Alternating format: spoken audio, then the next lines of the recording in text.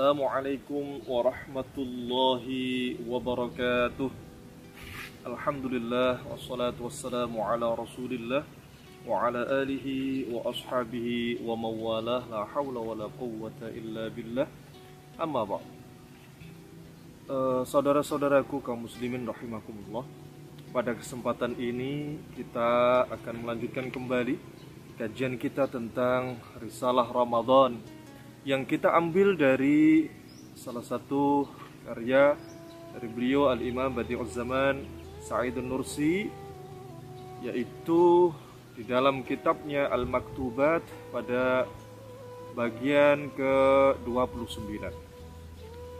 Pada pertemuan sebelumnya kita telah mengkaji tentang hikmah pertama yang dapat kita petik dari perintah ibadah puasa yang kita laksanakan di dalam bulan suci Ramadan.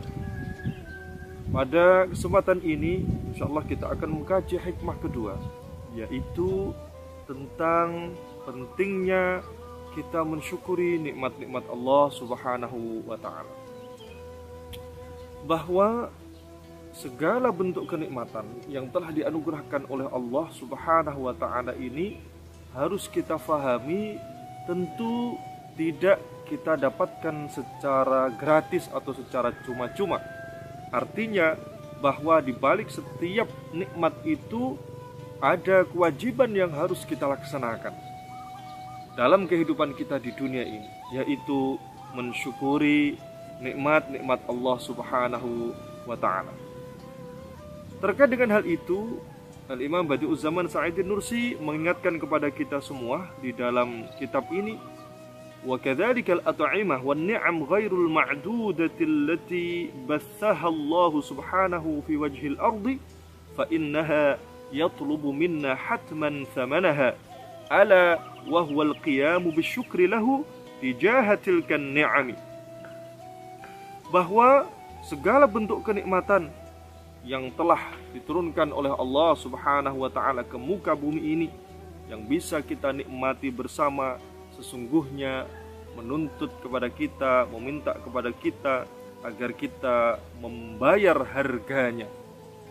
Dan harga yang harus kita bayarkan terhadap segala bentuk kenikmatan yang kita rasakan dalam kehidupan kita di dunia adalah dengan cara mensyukuri nikmat-nikmat tersebut. Karena dengan mensyukuri nikmat itu sesungguhnya kita sedang berusaha untuk menjaga dan mengikat kenikmatan-kenikmatan itu agar tidak pergi dari kita. Para ulama mengatakan, qayyidun ni'ama bisyukri, ikatlah kenikmatan-kenikmatan itu dengan senantiasa kita mensyukurinya. Hal ini jelas sesuai dengan apa yang difirmankan Allah Subhanahu wa taala di dalam surat Ibrahim ayat ke-7, la in syakartum la azidannakum wa la in kafartum inna adzabi lasyadid.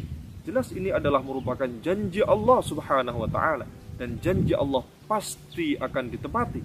Tidak sebagaimana janji yang disampaikan oleh para makhluknya bisa saja diingkari.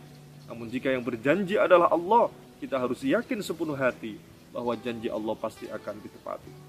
Barang siapa yang bersyukur atas nikmat-nikmat Allah Subhanahu wa taala, Allah berjanji dengan menggunakan huruf taukid la azidannakum, maka sungguh akan kami tambahkan nikmat-nikmat itu. Dan sebaliknya, wala in kafartum inna adzabi lasyadid. Dan jika kita mengingkari nikmat-nikmat itu, lalai dan lupa sehingga kita tidak mensyukurinya, maka Allah juga menyampaikan peringatan yang keras kepada kita, inna adzabi lasyadid, sesungguhnya azabku amat sangat pedih. Nah, oleh karenanya dalam kita melaksanakan ibadah puasa ini sesungguhnya kita diingatkan untuk dapat menyadari betul akan pentingnya nikmat-nikmat itu dalam kehidupan kita di dunia ini, sehingga kemudian dengan menyadari akan hal itu, kita akan selalu berusaha untuk mensyukurinya dengan cara yang terbaik. Tidak hanya asyukru bil lisan saja, tapi juga kita mensyukurinya dengan hati kita, yaitu dengan meyakini dan menyadari sepenuhnya bahwa segala bentuk kenikmatan sesungguhnya bersumber dari Allah Subhanahu wa ta'ala. Dan juga kita berusaha untuk mensyukurinya dengan seluruh anggota badan kita, yaitu dengan senantiasa meningkatkan amal ibadah kita kepada Allah Subhanahu wa ta'ala, dan selalu berusaha untuk bertaqarrub ila Allah, mendekatkan diri kepada Allah. Imam Badi'uz Zaman di dalam bagian ini menyebutkan, lidha fa inna siyama Ramadan al-mubarak lahuwa miftahu syukrin haqiqiyyin khalisin wa hamdin azimin amin lillahi subhanahu. وذلك لأن أغلب الناس لا يدركون قيمة نعم كثيرة غير مضطرين إليها في سائر الأوقات لعدم تعرضهم لقساوة الجوع الحقيقي وأوضاره، فلا يدرك مثلا درجة النعمة الكامنة في كسرة خبز يابس أولئك المختمون بالشبع، وبخاصة إن كانوا أثرياء منعمين، بينما يدركها المؤمن عند الإفطار أنها نعمة إلهية ثمينة. Bahwa ibadah puasa ini merupakan kunci syukur yang hakiki, bahwa dengan menjalankan ibadah puasa kita akan dapat betul-betul mensyukuri nikmat Allah Subhanahu wa ta'ala. Karena banyak di antara manusia yang kemudian belum mampu untuk merasakan dan mengetahui nilai dari sebuah kenikmatan, ya, sebelum kemudian ia baru betul-betul merasa kehilangan akan nikmat itu. Seseorang baru akan merasakan nikmatnya makan ketika sebelumnya ia merasakan kelaparan, sehingga kemudian dengan melaksanakan ibadah puasa, di mana kita harus menahan lapar dan dahaga dari mulai waktu fajar sampai tenggelamnya matahari, sehingga kemudian ketika waktu berbuka itu tiba, barulah betul-betul kita akan dapat merasakan nilai dari salah satu bentuk kenikmatan Allah Subhanahu wa ta'ala, yaitu anugerah berupa makanan dan minuman yang bisa kita nikmati. Oleh karenanya, maka seorang hamba hendaklah untuk senantiasa ingat dan sadar bahwa Allah Subhanahu wa ta'ala tidak memohon balasan dari kita berupa materi, berupa harga. Namun Allah Subhanahu wa ta'ala mengharapkan kesadaran dan keyakinan kita bahwa segala bentuk kenikmatan itu hanya bersumber dari Allah, dan kemudian bagaimana kita berusaha untuk mensyukurinya dengan senantiasa menjalankan perintah-perintahnya serta menjauhi segala larangannya. Dan ini adalah bentuk syukur yang paling agung, bentuk syukur yang paling baik, tidak sekedar asyukuru bil lisan. Dan dengan demikian, ketika seseorang sedang melaksanakan ibadah puasa, meskipun sesungguhnya ia memiliki makanan yang bisa ia makan kapan saja, mulai waktu pagi, siang, sore, malam, atau kapan saja, namun ia sadar karena ia sedang menjalankan ibadah puasa, maka ia tidak berani memakan makanan yang ia miliki.